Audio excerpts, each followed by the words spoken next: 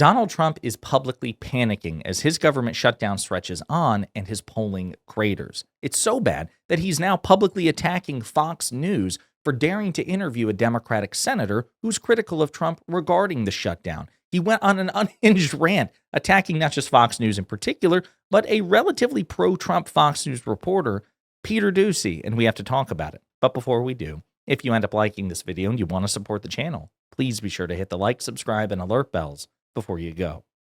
All right, friends, let's take a look at this unhinged rant from Donald Trump. He says, why is Fox News and Peter Doocy putting on Democrat Senator Mark Kelly to talk about totally unabated or challenged health care? He goes on to say the fake spin is so bad for Republicans that it's hard to believe that we win. It will be very unfair in the future when they don't have Trump to fight for them. Therefore, we should fix it now. I'm watching this interview. It just doesn't end. Fox should either get on board or get off board now. But at this point, it just doesn't make any difference to me. They suck up the ratings because of us and then spin them in the Democrats' direction. They refuse to put up polls that correctly show me a 65% in popularity, a Republican record. But if I have a fake bad poll, many of which are done by Fox, one of the worst pollsters out there is the Fox News poll, they put them up immediately and with gusto. Republicans are so tired of this fight, with Fox always trying to be so politically correct. Thank you for your attention to this matter. I don't even know where to begin. We're going to play some of the clips from the interview between Peter Doocy and Mark Kelly because I think they're really instructive regarding this ongoing government shutdown. But I really want to unpack and fact check this. So can we just sit here and contemplate that Donald Trump thinks that Fox News is in the bag for the Democratic Party? I should just end the video here. Like that's just categorically absurd, right? It is by far the biggest player in mainstream news and is comically lopsided in favor of the Republicans. I mean, it just absolutely is. But to Trump, if you have Democrats on, if you allow Democrats to criticize Trump, if you report any bad news about Trump, it's treachery, it's treason. You betrayed him, and you're in the bag for Democrats. Even that poll, polls say I have 65%, 95% of the country loves me. All the polls say it, and you guys don't talk about it. He's so comically insecure and desperate, and that's really what this is about. He's desperate because he knows that this shutdown is likely, not guaranteed, but likely to backfire on him, and that's what he's afraid of. So, with that in mind, let's look at some of the clips in the interview which triggered Donald Trump so publicly. I mean, this comes down to one thing. This is about the price that Americans have to pay for their health care. So it could be easily fixed. I mean, we could sort this out, next week sometime, or even as early as Monday, if Mike Johnson would bring back the Republican House. We get together and have a real negotiation, a bipartisan negotiation, about how to bring down these high costs for the American people. Agreed. I mean, quite frankly, as others have noted, as I've noted, I think Democrats would have a perfectly morally consistent and justified argument to say, we're not going to help fund this government at all, not just because of Trump's attacks on healthcare, but also his attacks on free speech, his attacks on rule of law, his attacks on law firms, his critics, the ICE fascism that we've seen, mass ICE agents brutalizing people, detaining American citizens, violating civil liberties. You could go through the whole litmus test, the unconstitutional tariff regime that Trump has imposed on the American people, his defiance of Supreme Court orders. I think that Democrats have a perfectly morally consistent argument to make, like, no, he would have to roll back so much of this as to be unrecognizable before we are willing to provide the votes to fund this government. So he has to come to the table and basically walk back all his fascism. Now, I think that would be a very difficult political argument to make, especially given that so many of the Democratic representatives are not particularly gifted communicators at this perilous point. So they've settled on health care because it's the biggest polling advantage for Democrats. And also, just substantively, it is something worth picking a fight over. So that's what Mark Kelly is saying here. Like, listen, we're not even fighting over the other shit that the Trump administration is doing. We're just saying, hey, with respect to the ACA subsidies and Medicaid, we're just wanting the Trump administration to not roll those back. And actually, the sad thing is that would actually be politically advantageous for the Republicans because that would effectively they would be getting out of their own way. And the midterms are next year, and it would basically allow Republicans to not go into these midterms having totally screwed over millions of Americans with respect to Medicaid and the ACA. So Democrats are actually trying to save Republicans from themselves in a roundabout way. But I digress. Here's another clip. This is not a game. This is very serious. We've got folks that aren't able to go to work right now, but on November 1st, individuals are going to get these letters if they haven't received them already. Some have.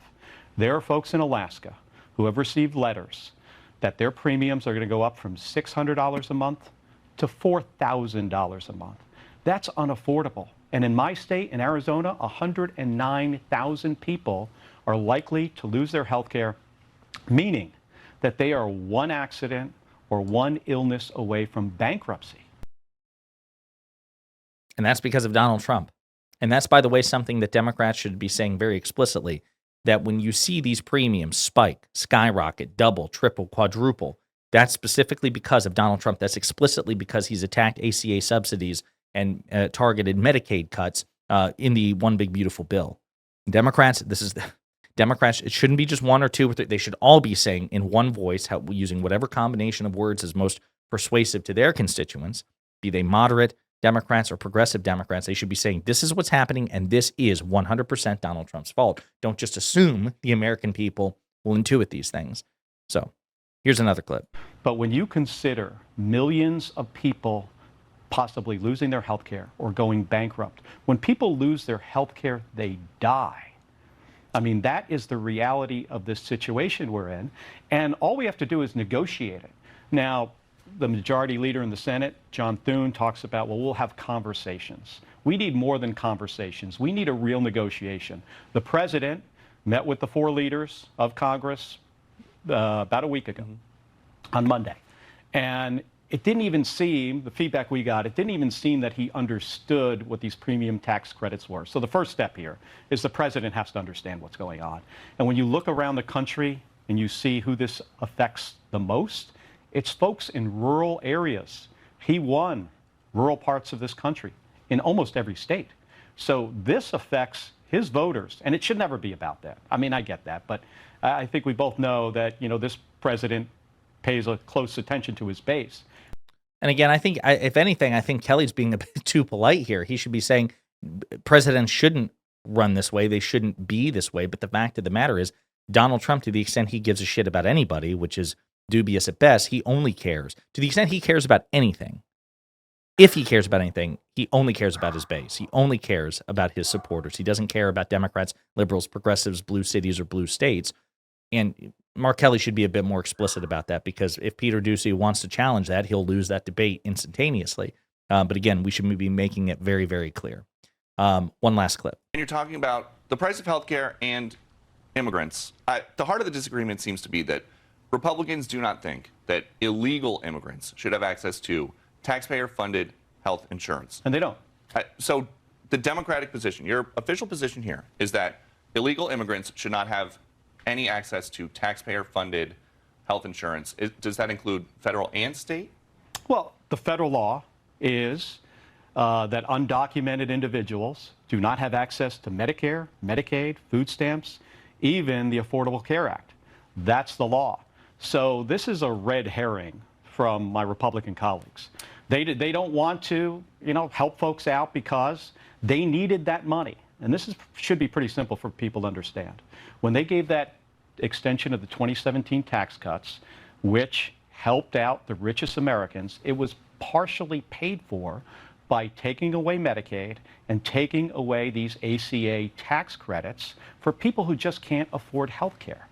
So again, I appreciate that Mark Kelly is on Fox News, making the case that, listen, this bullshit notion from J.D. Vance and Donald Trump that, the Democrats are trying to give ACA benefits and Medicaid benefits to undocumented immigrants. It's just bullshit. They've been precluded for these benefits for years and years and years as a matter of federal law. The only thing that Democrats are trying to do with respect to immigrants is allow I think it's some Medicaid benefits and some ACA benefits to documented immigrants, which is something totally separate. So every time they're trying to give health care to illegals, that's bullshit. That is not what the Democratic Party is attempting to do. It's just a flat-out lie by the Trump administration to try to salvage this situation desperately because they're simply on the wrong side of the issue with respect to the ACA and Medicaid, because these are two programs overwhelmingly popular with the American people. Republicans don't have anything comparable